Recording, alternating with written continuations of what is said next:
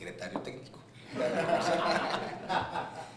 Pero claro, nunca me puedo desprender de la academia, de la investigación, ¿no?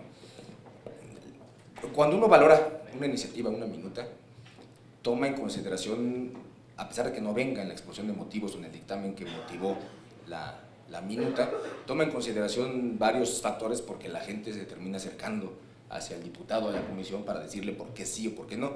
Caso emblemático, el de matrimonios igualitarios, por ejemplo, una cantidad impresionante de argumentos a favor y argumentos en contra. ¿A cuál creerles? Cuando se trata solamente de argumentos, pues más bien uno puede tender a aquellos que sean más compatibles con la postura ideológica de uno. Pero cuando se trata de este tipo de cosas, bien valdría la pena, si no es que tendría que ser prácticamente una obligación, así como las leyes orgánicas y reglamentos en materia de prácticas legislativas establecen que toda iniciativa tiene que venir acompañada de un dictamen de impacto presupuestal, también tendrían que venir acompañadas de datos duros derivados precisamente de indicadores. Sobre todo desde un consejo de la judicatura, cuando implementábamos precisamente o tratábamos de implementar el sistema acusatorio, nos dábamos a la tarea de generar desde ese momento, estamos hablando de hace 8 años, la posibilidad de generar indicadores que nos pudieran orientar respecto de qué es lo que iba a estar, en dónde estábamos parados, hacia dónde queríamos ir y cómo habíamos avanzado o no para saber valorar de manera eficiente una posible modificación. El decreto, ya se decía en un artículo transitorio, establece esa obligación y para el caso de justicia para adolescentes las reglas de Beijing señalan exactamente lo mismo, la obligación por parte de los estados, parte de valorar y evaluar las políticas públicas que se han implementado para efectos de hacer los ajustes que resulten necesarios. Pero uno no puede hacer un ajuste de esta naturaleza si no tiene un indicador que le demuestre con datos duros dónde estamos parados, cómo estábamos antes y cuál es la situación actual para poder justificar y entonces poder hacer creíble el planteamiento para efectos de poder avanzar con una reforma de esta naturaleza.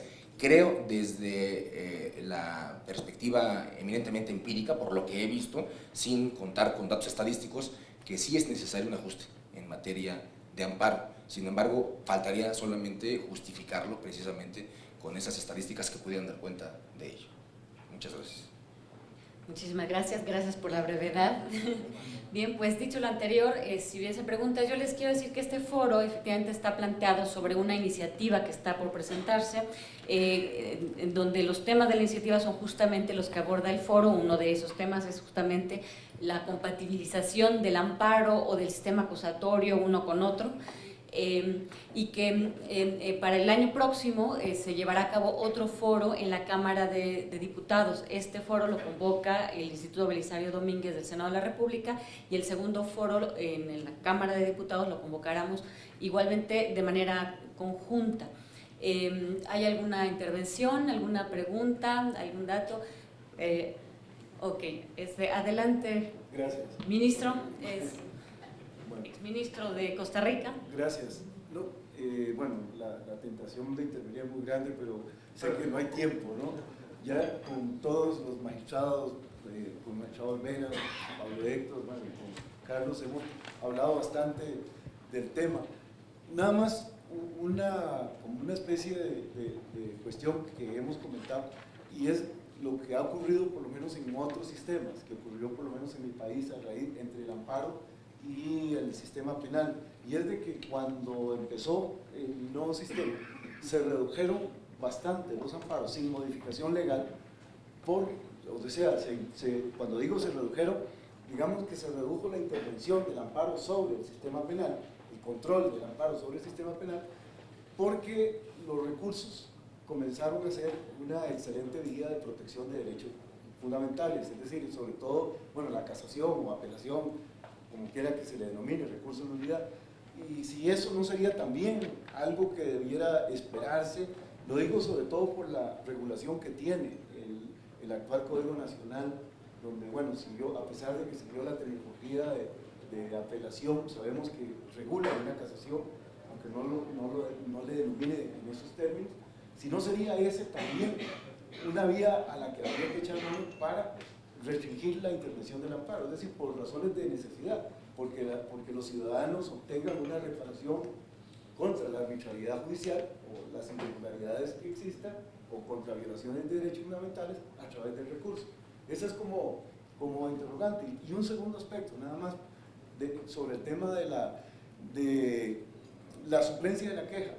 A mí me parece, y esto quisiera planteárselo, que la suplencia de la queja está bien regulada en la Constitución mexicana.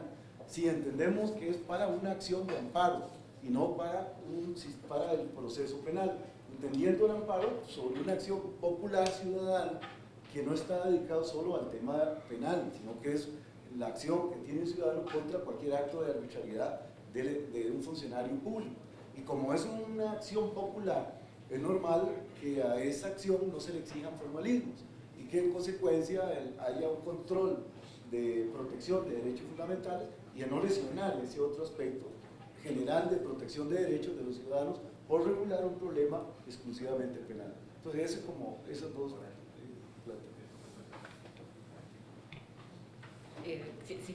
sí, adelante, por favor.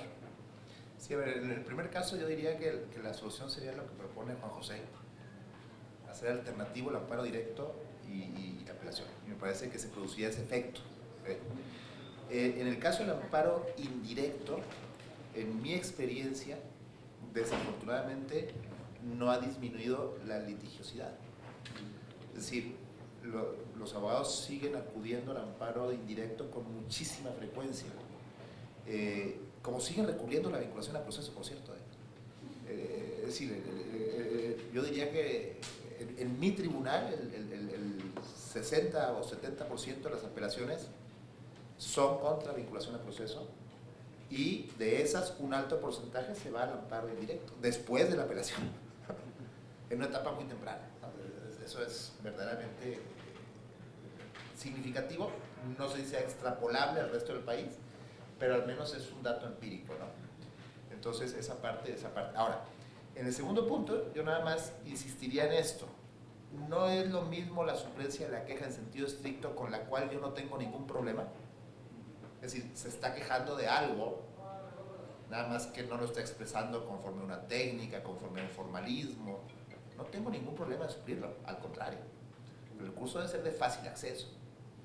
Pero lo que no me parece correcto en términos de riesgo de vaciamiento de la audiencia es establecer para el tribunal de alzada o para el tribunal de amparo una carga procesal obligatoria de revisión oficiosa de la queja no expresada.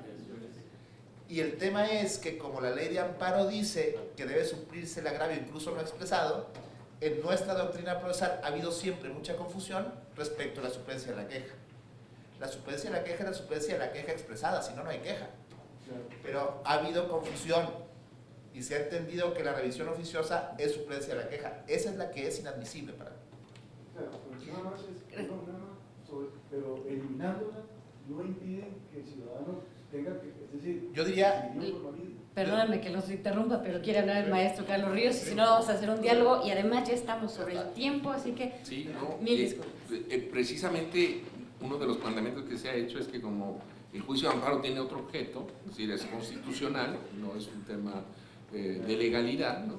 Pero el problema es que en México sí tenemos amparo legalidad, ¿no? Esa es la gran distorsión que ya planteaba Rabasa hace mucho tiempo, ¿no? Que decía, bueno, es que esta es la imposible tarea, ¿no? En la que pues, nos vamos a meter vía el amparo con otras cosas que incluso pueden afectar pues, el principio de federalismo jurisdiccional, ¿no? Que eso es también algo que hay que debatir en las muy interesantes reflexiones que hace el magistrado Vera, ¿no? Sí, para terminar, una última pregunta y si hay una reflexión, adelante. Yo nada más quería preguntar por qué razón, ya Carlos me acaba de dar la razón, no la razón, sino acaba de contestarme, ¿por qué no enfocar esta discusión también a partir del origen histórico del amparo legalidad? El amparo legalidad tuvo por propósito, y hay que decirlo con todas sus letras, controlar políticamente a las judicaturas estatales.